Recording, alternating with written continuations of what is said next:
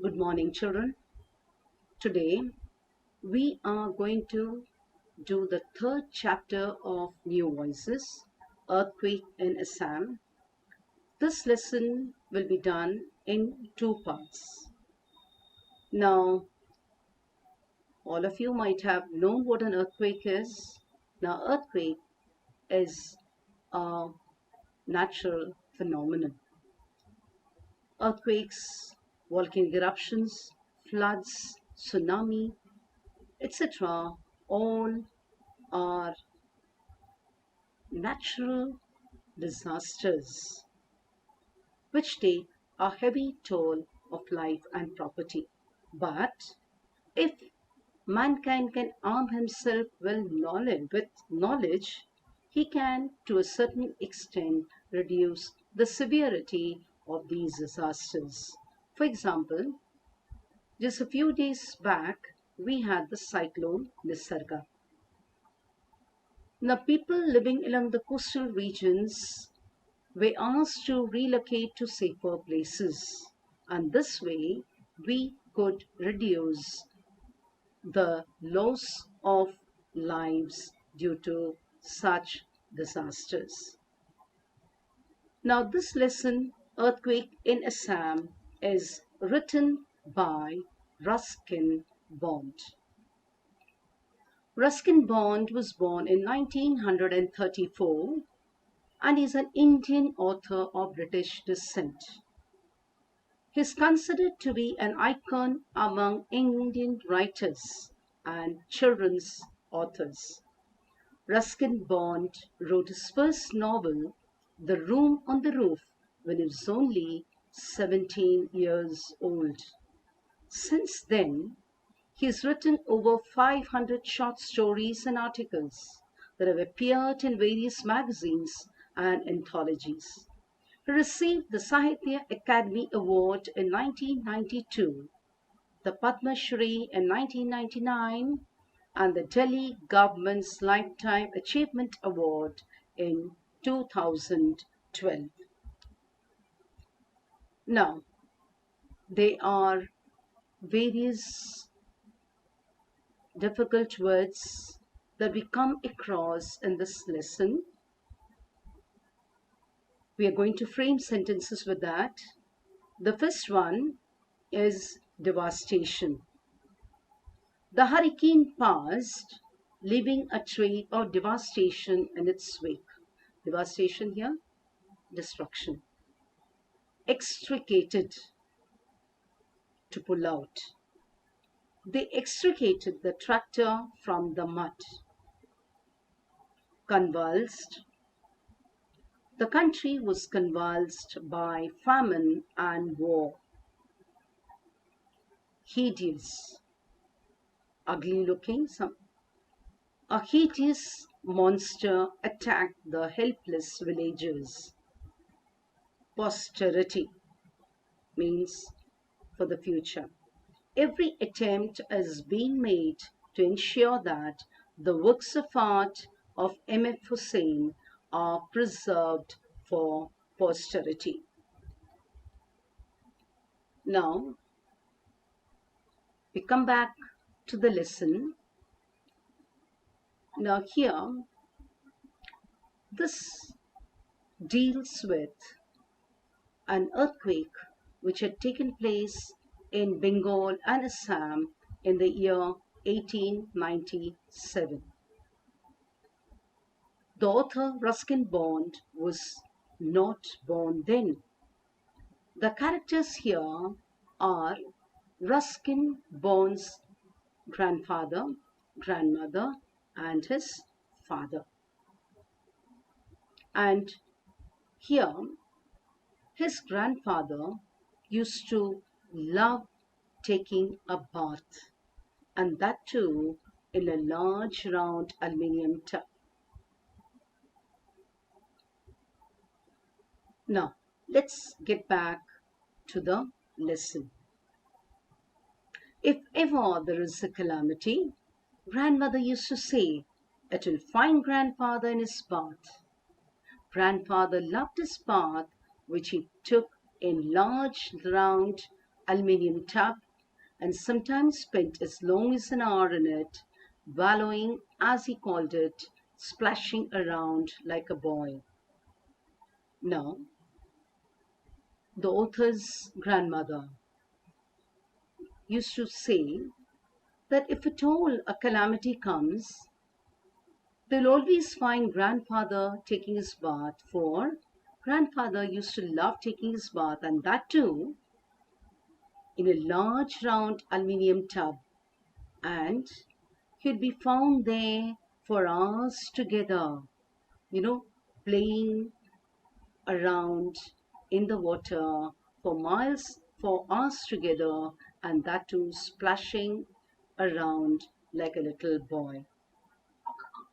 He was in his bath during the earthquake that convulsed Bengal and Assam on 12th June 1897. As such, even when this earthquake had taken place in 1897, as usual, he was having his bath. It is so severe that even today, the region of the great Brahmaputra river basin hasn't settled down. Now, this earthquake seemed to be so severe that the Brahmaputra river hasn't settled out. Not long ago, it is reported that the entire Shillong plateau had moved an appreciable distance away from the Brahmaputra towards the Bay of Bengal. Also, the Shillong plateau was slowly inching away from the Brahmaputra river towards the Bay of Bengal. According to Geological Survey of India, the shift has been taking place gradually over the past 90 years. And according to Geological Survey of India, this movement of Shillong towards the Bay of Bengal had been a rather slow process, taking almost 90 years. Had grandfather been alive, he would have added one more clipping to his scrapbook on the earthquake. Now, the author says that if grandfather were alive today, he would have added some more of his clippings to the scrapbook.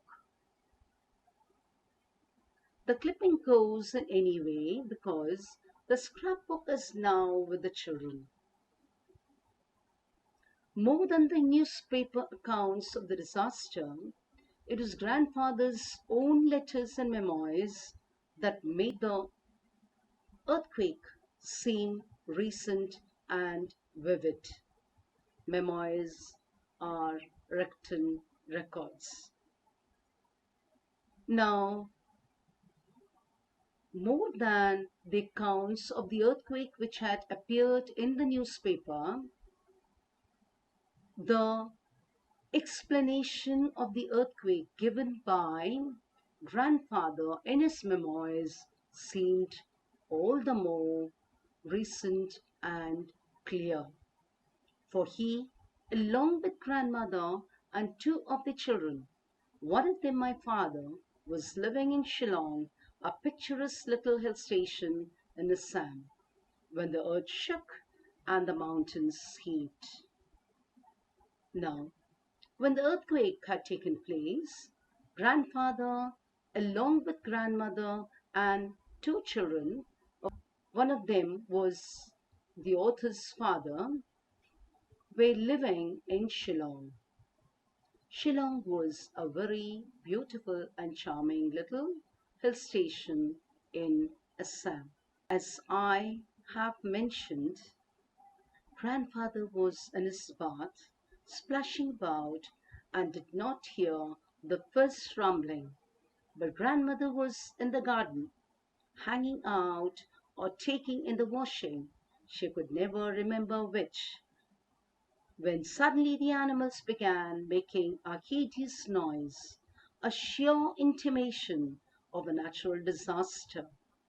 For animals sense the approach of an earthquake much more quickly than humans. Now, the author, of course, keeps reminding us that grandfather is always having his bath, even in times of calamities. Grandfather again could not hear the first rumbling of the earthquake. But then grandmother was out in the garden and she was either hanging out clothes to dry or she would be washing. Of course, she doesn't remember which she was doing when she found the animals making all sorts of noises. And let us now just remember that more than the humans, animals are able to sense if any disaster is going to take place. The crows all took wing, wheeling wildly overhead and cawing loudly. The chickens flapped in wing in circles as if they were being chased. And what about the birds? You could find the crows all flew away, cawing very loudly and moving round and round. The chickens began to flap their wings in circles as if they were being chased. Two dogs sitting in the veranda suddenly jumped up and ran out with their tails between their legs. And what did the dogs do? They were sitting in the veranda, and the moment they sensed that there's something wrong, they jumped out and ran out with, tails between their legs. Within half a minute of her noticing the noise made by the animals, grandmother heard a rattling, rumbling noise like the approach of a train. Now, just when she had noticed all these animals making all sorts of weird noises and running around, grandmother could hear a rattling or rumbling noise as if it was just like that of a train. The noise increased for about a minute, and then there was the first trembling of the ground. The animals by this time seemed to have gone mad. So the noise, the rumbling, and the trembling all began to increase by the minute, and grandmother could feel the ground beneath her tremble. And the animals too began to make all sorts of noises as if they have gone mad. Treetops lashed backward and forwards. Doors banged and windows shook. And grandmother swore later that the house actually swayed in front of her. Now the trees also began to move back and forth. The doors and the windows all began to shake and bang against each other. And grandmother later on told that she could see the house moving side to side just before her. She had difficulty in standing straight, though this could have been due more to the trembling of her knees than to a trembling of the ground.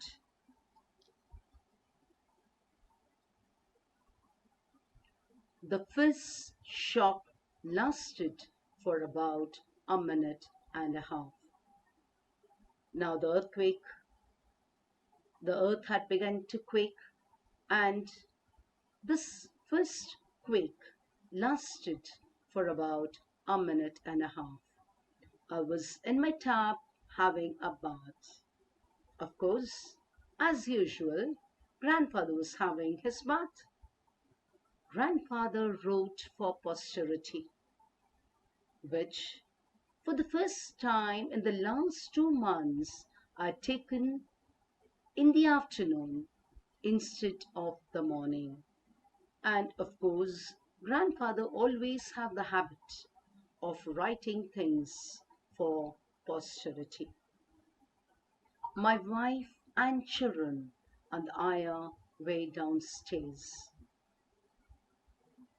Grandmother, together with the I and the children, were downstairs.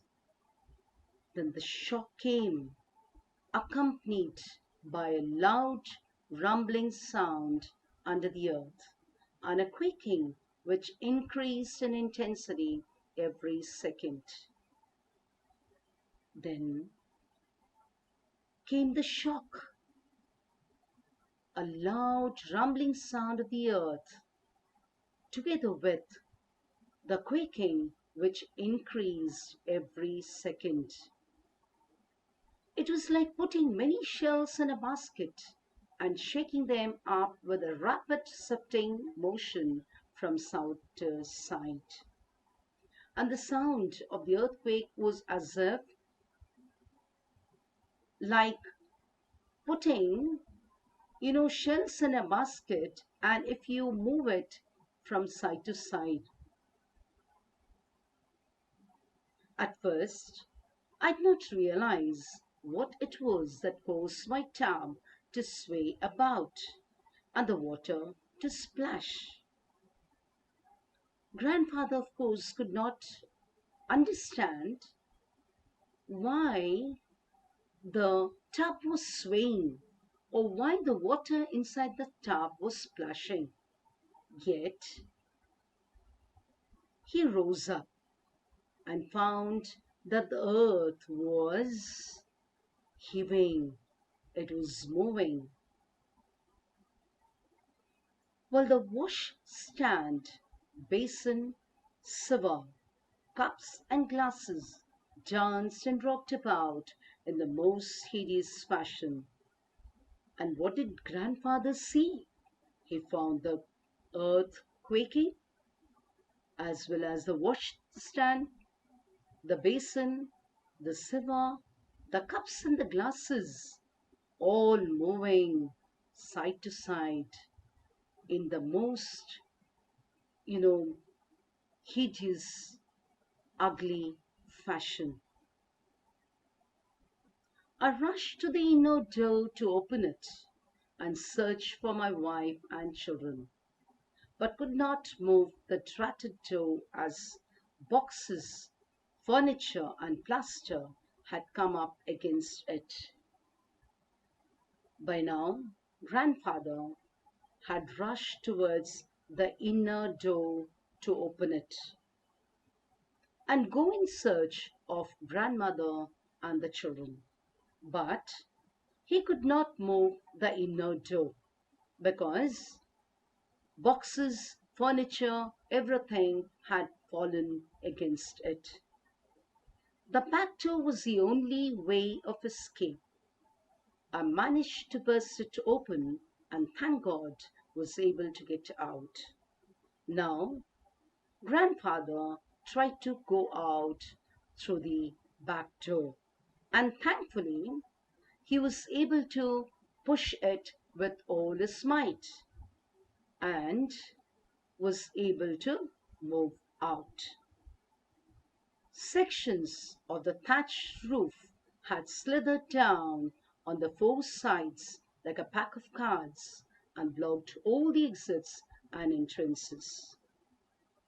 Of course, when he went out, he saw that the thatched roof had slipped down and it had fallen to all the four sides of the house as if like a pack of cards, and it had blocked all the exits and entrances to the house. Now, children, I hope you have understood at least the first part of this lesson. Here is a small activity for you. Use these prefixes to create new words. The first one is by. We have bilingual or biped. IR, irregular, irrational. IN, incredible, insecure. Immaterial, immature. Dishonest, disliked. Add suffix to the following words. Manage, management, manageable. Pay, payment, pay, rolls. Inform, information, informer. Edit, editor, edition. King, kingship, kingdom. Children, apart from this, you can also have your own new words. I've given only two here. You can also have your own words. Now, I suppose you have understood this lesson well. A link will be provided wherein certain questions will be asked. You are going to write the answers to those and submit when the school reopens.